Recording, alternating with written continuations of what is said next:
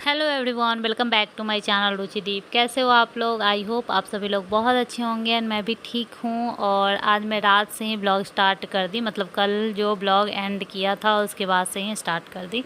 और रात में कुछ समझ में नहीं आ रहा था कि डिनर में क्या बनाऊँ, और सब्ज़ी में भी ज़्यादा कुछ नहीं था। तो मैं सोच रही थी कि सब्ज़ी, आजकल मैं सोचती हूँ कि ऐसा सब्ज़ी बना लूँ कि 2 टाइम चले, लेकिन रात वाला सुबह में मैं नहीं खा सकती हूँ। दिन में बना लूँगी तो रात में खा सकती हूँ, बट रात वाला जो होता है दिन में सब्ज़ी नहीं खाया जाता है, मन नहीं मानता है। तो इसलिए मैं सोच रही थी क्या बनाऊँ क्या बनाऊँ, इस चक्कर में मैं आलू बॉयल कर दी और कुछ सब्ज़ी नहीं बनाई थी। फिर सोचा कि इसी को बस आलू पराठा बना लेती हूँ हल्का सा, ज़्यादा मतलब तामझाम वाला नहीं। वैसे मैं तामझाम वाला बनाती हूँ आलू पराठा, एकदम आलू को जैसे समोसा। वैसे तो इधर का समोसा भी होता है, हमारे इधर बिहार में जो समोसा मिलता है वो अच्छे से भून के आलू तब डालते हैं और स्टफ़ करते हैं, बट इधर तो कच्चा ही रहता है। बट मैं आलू पराठा बनाती हूँ तो उसको ना आलू को अच्छे से भून करके तब डालती हूँ, बट ये कच्चा वाला मैं डाल रही हूँ। और यूट्यूब पे जितना भी आप रेसिपी देखोगे आलू पराठा का, वो कच्चा आलू का ही रहेगा। कभी एक आज तक मैंने नहीं देखा है ऐसा जो आलू भुना हुआ हो। बट मैं जानती थी बस भुना हुआ ही। मैं इधर कुछ दिन से जान रही हूँ कि ऐसे भी बनता है आलू पराठा, कच्चा वाला, मतलब कच्चा आलू को ही सब कुछ मिला देते हैं और उसको भर देते हैं। तो बस वही सोचा कि चलो यही बना लेते हैं। और मतलब कि सॉस के साथ मीठी भी खा लेती है, और वाइट वाला जो मेयोनी है ना वो मुझे भी बहुत पसंद है। तो वही आलू पराठा और मेयोनीज के साथ खा लेंगे, वही सोच के मैं बना रही हूँ आलू पराठा। और उसी टाइम से ब्लॉग स्टार्ट कर दिया था, सोचा कि चलो स्टार्ट कर लेते हैं, जो भी करते हैं वो करते हैं, फिर सुबह तक करेंगे मतलब शूट, और उसके बाद एडिट वगैरह करके डाल देंगे। बट ऐसा ना हुआ, पूरा दिन ही चल गया है ब्लॉग आज का। सो कल रात से लेकर के आज लगभग शाम तक का ये ब्लॉग मिलेगा आपको। और कल आज तो कर रही हूँ बट डेट नहीं बता रही मैं। तो आज 29 है, कल बाबू का बर्थडे है, 2nd मंथ बर्थडे, 2 महीने का कल बाबू पूरा हो जाएगा। 30 मई को हुआ था, 30 मई से 30 जून, 30 जून से 30 जुलाई। सो अभी मैं किचन का मेकओवर करने वाली हूँ। आप लोगों को जल्दी ही, कुछ ही दिन में मतलब मिलने वाला है। जल्दी ही बोल दूँगी तो अभी शूट नहीं किया है, तो जल्दी कितना जल्दी वो मुझे नहीं पता है, लेकिन करने वाली हूँ किचन का मेकओवर। क्योंकि जब से मैं इस रूम में आई हूँ, मतलब जब पिछले वाले रूम में थी तब से यहाँ आई थी, तो बहुत कुछ सोच कर मतलब कि सोचा था कि ऐसे ये रखूँगी वैसे वो रखूँगी। जब चेंज करते हैं ना तो मन करता है इसको अच्छे से ये करे वो करे, बट नहीं करते हैं तो जैसा रहता है वैसा ही चलता रहता है। तो जैसा कि आप लोगों को पता ही होगा कि मैं आई थी 9 मंथ प्रेग्नेंट थी, तब मैं आई थी, और पूरा 9 मंथ हुआ भी नहीं था और मेरी डिलीवरी हो गई थी। मतलब समझो ना कि 8 तारीख को मैं आई थी और 30 तारीख को मेरी डिलीवरी हो गई थी, मई में ही। तो मैं कुछ वैसा भारी वारी काम नहीं कर पाती थी, जो थोड़ा सा भी 5 किलो भी वज़न भी नहीं उठाती थी, ना चढ़ उतर ज़्यादा करती थी, कुछ भी ऐसा नहीं करती थी। तो इसलिए किचन का तो कुछ किया ही नहीं। और वैसे भी उस टाइम जो गर्मी था वो एक्सट्रीम लेवल का गर्मी था, बहुत ज़्यादा गर्मी था। किचन में तो जाने का ही मन नहीं करता था, बहुत ज़्यादा गर्मी था। इस वजह से मैंने कुछ भी खास नहीं किया। उसके बाद मम्मी जी आ गई और वो हैंड ओवर कर ली, सारा काम मम्मी जी करने लगी। तो फिर तो मेरा किचन में जाना ही बंद हो गया।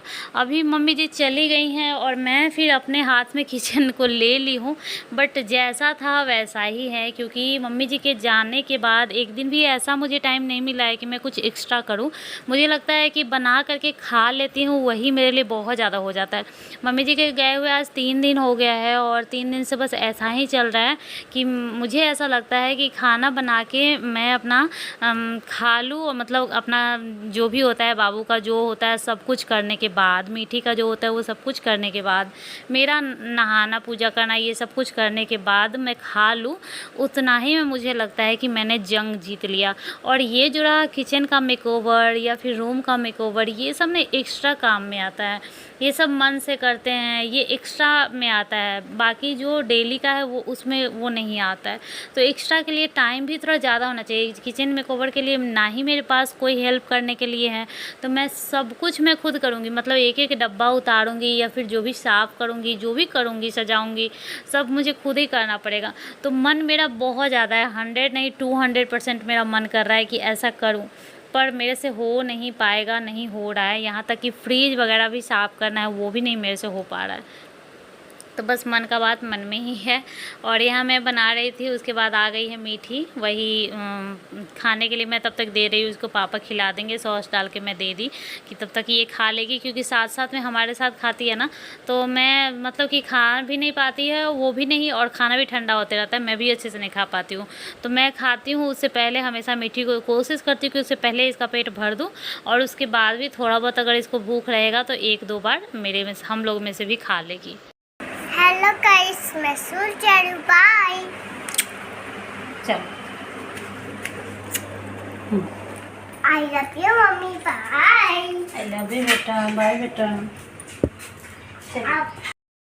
अब मैं बड़ा लड़का हो गया हूँ मम्मा। हाँ बेटा। और पापा को भी आता है ना।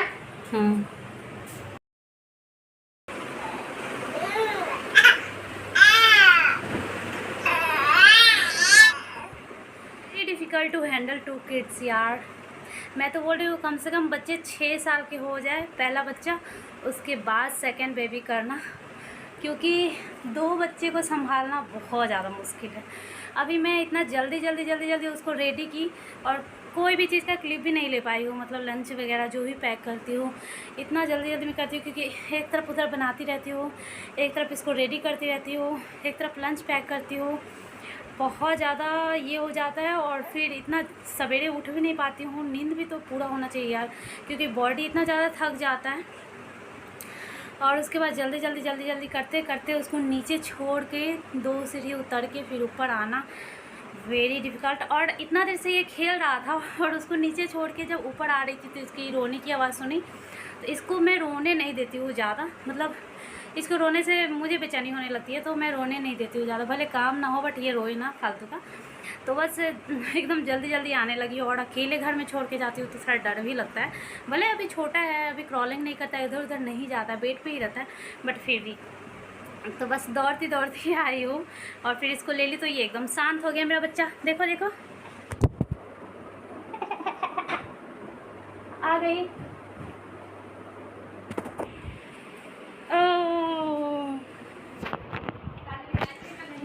हाँ, नहीं सुनाई देता है।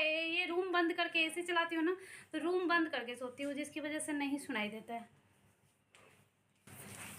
देखा मैंने आंटी बैल बजा दो, आंटी बैल बजाई थी। फिर मैं घनी देर तक खड़ी रही, याद देखो शाम को आ जाऊंगी, गाड़ी करी 1000 की। सो मैंने हाउस हेल्प के लिए दूसरा रखा है। पहले जो रखा था वो अच्छे से मतलब मैं सेटिस्फाइड नहीं हो पाती थी उनके काम से, तो इसलिए मैंने उनको बोला कि मैं बाद में देखूंगी। फ़िलहाल मैं सोच रही थी कि अगर उससे अच्छा कोई काम करे तो मैं उसको रख लूँ, और मैं रख भी लेती। लेकिन क्या होता था ना कि डेली ऐसा होता था कि इधर कुछ छोड़ दिया काम, उधर कुछ छोड़ दिया काम, तो मैंने सोचा कि चेंज कर देती हूँ। और फिर ये दूसरी आ रही है, 2-3 दिन से आ रही है, जिसमें कल नहीं आई है, मतलब आई और बोल रही है कि आपने सुना नहीं। तो एक्चुअली क्या होता है ना कि हमेशा मैं गेट बंद करके रखती हूँ, और गेट बंद रहता है, फिर बाहर वाला भी गेट बंद रहता है तो सुनाई नहीं देता, और एसी चलता है तो गेट तो बंद करना ही पड़ेगा। तो वही मैं बोल रही थी कि एसी चलता है तो गेट बंद रहता है, इस वजह से सुनाई नहीं देता, बेल की आवाज़ भी नहीं सुनाई देता है। तो वही बोल रहे थे कि मैं आ करके चली गई, तो मुझे ही मतलब झाड़ू वाड़ू लगाना पड़ा था। और बेल्ट सब लोग बोल रहे थे कि मैं बेल्ट क्यों नहीं लगाती हूँ, तो पहला तो मुझे याद ही नहीं रहता है बेल्ट लगाने का। जैसे मैं काम करने निकलती हूँ, जैसे यूज़ होता है मैं फटाक से चली जाती हूँ, और याद नहीं रहता है कि बेल्ट भी लगा लूँ। और दूसरी बात यह है कि जब मैं बेल्ट लगा लेती हूँ तो इसको लेने में नहीं बनता है। फ़िट कराना तो दूर की बात है, फ़िट कराने में तो नहीं ही बनेगा, मतलब बेल्ट हटा करके ही फिट करा सकती, बट लेने में भी नहीं बनता है, मतलब झुकने में नहीं बनता है बेल्ट लेकर के, यहाँ टाइट हो जाता है पेट पे, और बैठने में भी बहुत अच्छे से नहीं बैठने में बनता है। तो इस वजह से मैं बेल्ट नहीं लगा पा रही हूँ, बट आप लोग बोल रहे हो तो फिर याद आता है कि हाँ यार बेल्ट लगा लेंगे तो सही रहेगा, कमर दर्द कम होगा। तो मैं कोशिश करूँगी कि मैं बेल्ट लगा लूँ याद से, नेक्स्ट टाइम से मैं बेल्ट लगा लूँगी। अभी मैं नहीं लगा पाती हूँ। चलिए मैं थोड़ा आराम कर लेती हूँ, बाद में मिलते हैं। उठ गया मेरा बेटा। हाँ उठ गया बेटा। हाँ मेरा बेटा उठ गया। तो ये भी उठ गया है, और मीठी का भी आने का टाइम हो गया है। अभी जस्ट आएगी ही, क्योंकि 12 बजने वाला है, मीठी आ जाएगी। और उसके बाद उसके लिए नूडल बनाऊंगी, क्योंकि आज वो गई उसी टाइम बोल करके गई है कि आज मैं नूडल खाने वाली हूँ। तो मैं बोल रही थी कि आ जाओ फिर मैं दूंगी बना करके, तो उसके लिए नूडल बनाऊंगी, मतलब कि मैगी बनाऊंगी। और ये जनाब उठ गए हैं, तो पता नहीं खेलेंगे या रोएंगे, पता नहीं। वैसे तो अभी खेलना चाहिए, क्योंकि मैं नहाई नहीं हूँ आज मतलब गर्म पानी में इसका तौलिया अच्छे से भिगो करके और अच्छे से पोंछती। वो भी एक तरह से अच्छा रहता है, अच्छे से पोंछा भी जाता है और गर्म तो मतलब गुनगुना रहता है, तो इसको अच्छा भी फील हुआ है और एकदम नहाने जैसा ही लग रहा है बिल्कुल। हे एवरीवन, सो अब मैं सोच रही थी वीडियो एंड करने का। सो उससे पहले सोचा कि आप लोगों से थोड़ा सा बात कर लूँ। ये क्या कर रही बेटू? बाबू को उठा रही है। हेलो गाइस, मैं भी उड़ा रही हूँ। इसका पैर बहुत ठंडा था इसलिए। इसका पैर बहुत ठंडा था इसलिए उठा रही है। तुमको कैसे पता चला इसका पैर ठंडा है? छूटे खा हाँ तो ठंडा है, तो इसलिए हमें ये। अरे अरे मुँह मत ढको ना। अरे अरे थोड़ा सा अलग करके, थोड़ा सा यहाँ। इतना प्यारा है। प्यारा है, बहुत प्यारा है। हाँ। अरे मीठी तुम क्या बोल रही थी? अब मुझे भाई नहीं चाहिए, वापस ले लो। क्या बोल रही थी? किचन में मुझे क्या बोलने गई थी? इधर आओ बात कर लो। मैंने कहा था वापस कर दो। क्यों? अगर ये मासी करो अपने हाथ पर हिलाने के लिए। हाथ हिलाने लगता है, बदमाशी करने लगता है, तो तुम इसको वापस कर देगी। लेकिन ऐसे नहीं करना चाहिए। मीठी आज स्कूल में क्या हुआ? छूट नहीं, स्टोरी टाइम था ना आज। तुम जीत गई थी ना, है ना? हाँ, और चोट भी लगी। चोट भी लग गई? हाँ, और बड़े लड़का एक वो मेरी से एक एक एक एक एक, एक ऐसा तरह मुझे बहुत, मैं यहाँ पर वहाँ पर रुकी थी, तो इसलिए जोर से मैं गिरी, ऐसे रोने लगते चोट आ गई थी। कहाँ पे चोट आ गई थी? नी में, टोज में? देखो दोस्तों, टोज में चोट आ गई। हाँ, आप पापा को फोन करके बताते ना, मुझे दवाई ला देना, मुझे पैर टोस में चोट लगी हुई है। ठीक है, तो मैं बता देती हूँ पापा को। चलो ठीक है, सबको बाय बोल दो। बाय बाय वैसे कौन बोलता है? बाय। हे एवरीवन, सो मैं एडिट करने जा रही थी वीडियो, तो सोचा कि सामने से मिल करके बाय बोल दूँ, और मीठी को ही बात करना था। और आप सब लोग भी बोलते हैं कि मीठी को लाया करो, और ये भी आना चाहती है बहुत ज़्यादा। सो सोचा कि चलो एक बार ये मिल लेगी। और इसके स्कूल में आज स्टोरी टाइम था, वही बता रही थी कि क्या क्या हुआ है स्कूल में, खरगोश कछुआ वाला क्या क्या हुआ है। और मीठी जीत गई है। क्या बोल रही थी तुम? जीत गई है? कछुआ चूहा। कछुआ जीता या खरगोश जीता? कछुआ जीता ना? नहीं, ऐसे जीतेंगे। ऐसे की है? हाँ। हाँ, तो वही बता रही थी कि मैं जीत गई हूँ, कछुआ जीत गया है। कछुआ और खरगोश की रेस में कछुआ जीत गया है। नहीं, एक चूहा सो रहा था, कछुआ भाग रहा था थोड़ी देर में। ओ, खरगोश सो रहा था और कछुआ भाग रहा। इस कहानी से यही सीख मिलता है कि हमें किसी भी चीज़ पे पहली बात तो घमंड भी नहीं करना चाहिए, और दूसरी बात कभी भी हार नहीं मानना चाहिए। चाहे हम जितना भी स्लो चल रहे हैं, लेकिन चलते रहना चाहिए। और मैं भी ये चीज़ अपने लाइफ में आजमाती हूँ, और यूट्यूब में भी मैंने यही किया है।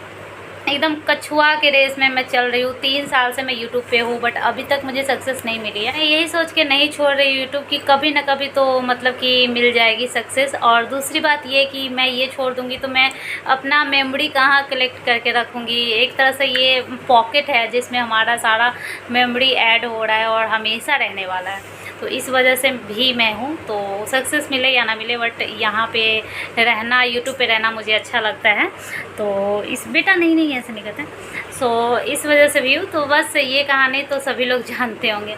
तो चलिए मैं इस ब्लॉग को यहीं पे एंड कर देती हूँ, और एडिट करके अपलोड करूँगी, आप लोगों के साथ शेयर करूँगी। अगर वीडियो अच्छा लगता है तो प्लीज़ वीडियो को लाइक कीजिए, शेयर कीजिएगा। चलो मीठी, अब और कुछ बोलना है?